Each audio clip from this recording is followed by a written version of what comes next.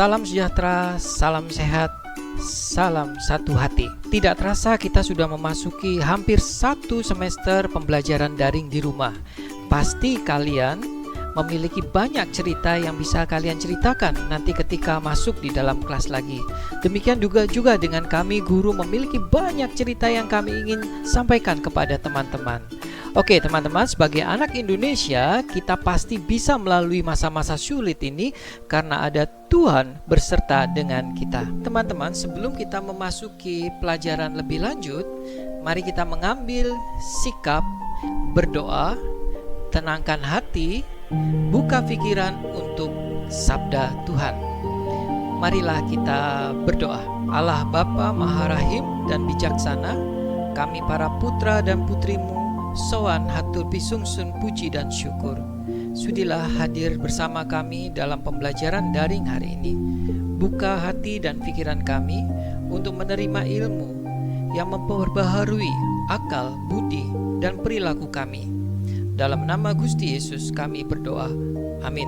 Tujuan pembelajaran kita hari ini adalah selama pembelajaran daring di rumah, peserta didik mengetahui, memahami manusia memerlukan orang lain dengan cara diskusi dengan orang tua dan menuliskan cerita singkat pengalaman mengikuti acara 17-an Agustus sebelum pandemi. Sikap yang diharap nih, yang pertama adalah menghargai orang lain dengan tulus. Kedua, menolong sesama manusia tanpa meminta balasan.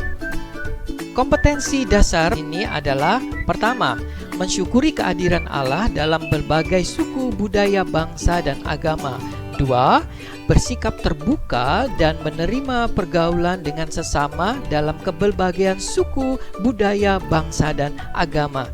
Ketiga, memahami bahwa keberagaman budaya, suku, dan bangsa adalah kekayaan yang dikaruniakan Allah kepada kita manusia. Dan empat, membuat proyek yang berkaitan dengan pergaulan sesama manusia di lingkungan kita yang berbeda suku, agama, dan bangsa. Halo teman-teman, bagaimana kabarnya? Sekiranya sehat selalu dan diberkati oleh Tuhan Yesus ya. Oke, kita jumpa lagi dalam pembelajaran pendidikan agama Kristen dan budi pekerti kelas 3 dengan tema Aku Membutuhkan Orang Lain. Oke, are you ready? Yuk kita mulai. Teman-teman, apa sih makanan pokok orang Indonesia? Ya benar, nasi. Apakah kalian tahu bagaimana proses nasi itu sampai di rumah kita? Yuk kita pelajari sama-sama ya. Berawal dari petani, menanam, merawat, hingga panen. Kemudian dibawa ke penggilingan, setelah itu dijual pada grosir. Belum selesai ya. Grosir meneruskan kepada grosir yang lebih kecil lagi, misalnya di kedai, toko-toko sembako, dan di pasar. Kemudian orang tua kita beli, lalu dimasak, maka jadilah nasi yang enak siap untuk disantap. Teman-teman, dari proses itu kita memerlukan orang lain. Sejak kapan manusia membutuhkan orang lain? Dalam Kejadian pasal 2, Tuhan Allah menciptakan manusia pertama di Taman Eden bernama Adam. Tuhan Allah melihat Adam perlu seorang teman penolong yang sepadan. Maka ketika Adam sedang tidur, Tuhan Allah mengambil satu tulang rusuknya dan diciptakan seorang perempuan bernama Hawa. Artinya ibu dari semua orang yang hidup.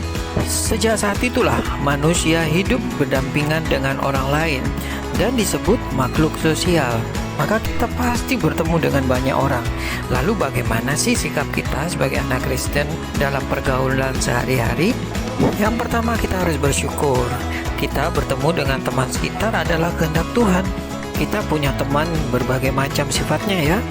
Justru mereka lah yang membuat kita menjadi semakin dewasa. Contoh, kita punya teman yang rajin dan taat beribadah. Kita bisa belajar dari mereka. Jika ada teman yang usil, suka ganggu, nakal sekali, nah ini kesempatan bagi kita untuk menasehati dan mendoakannya.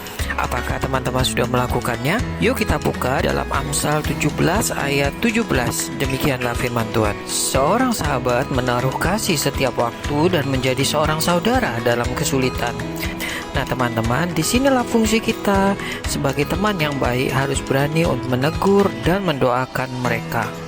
Yuk kita buka kitab 1 Tesalonika 5 ayat 11. Demikianlah firman Tuhan. Karena itu, nasihatilah seorang akan yang lain dan saling membangunlah kamu seperti yang memang kamu lakukan. Yang kedua, saling menghargai. Bagaimana wujudnya? Yuk kita buka dalam 1 Korintus 13 ayat 4-5.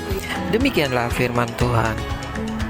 Kasih itu sabar, kasih itu murah hati, ia tidak cemburu, ia tidak memegahkan diri dan tidak sombong, ia tidak melakukan yang tidak sopan dan tidak mencari keuntungan diri sendiri, ia tidak pemawarah dan tidak menyimpan kesalahan orang lain. Nah teman-teman, lakukan hal ini di lingkungan keluarga, kemudian tetangga. Jika sulit, mintalah bantuan mama dan papa dan berdoa minta pertolongan Tuhan. Baik teman-teman, ada kata bijaksana demikian. Perkataanmu menunjukkan jati dirimu. Oke teman-teman, hati-hati dalam berkata saat bergaul ya. Karena kita hidup tidak sendiri, memerlukan orang lain. Sampai di sini pertemuan kita, sampai jumpa lagi pada pembelajaran berikutnya. Mohon maaf jika ada kata dan tulisan yang tidak berkenan. Tuhan Yesus memberkati. Bye-bye. Baik teman-teman, kita pada hari ini sudah belajar tentang pentingnya hidup bersama dengan manusia lain. Karena kita adalah makhluk sosial. Kita diciptakan oleh Tuhan untuk hidup berdampingan dengan masyarakat yang ada di sekitar kita. Berbeda agama, berbeda suku, berbeda status sosial dan sebagainya bukan halangan kita untuk saling menghargai dan bergaul dengan orang lain. Ingat cerita tadi, nasi bisa sampai di meja kita memerlukan proses yang panjang dan itu semua memerlukan orang lain. Nah teman-teman, dari pelajaran ini kita bersyukur kita sebagai anak Indonesia memiliki keragaman dan semuanya itu adalah kekayaan yang diberikan oleh Tuhan. Oke, sampai di sini dulu perjumpaan kita. Sampai bertemu pada pembelajaran yang akan datang. Tuhan memberkati.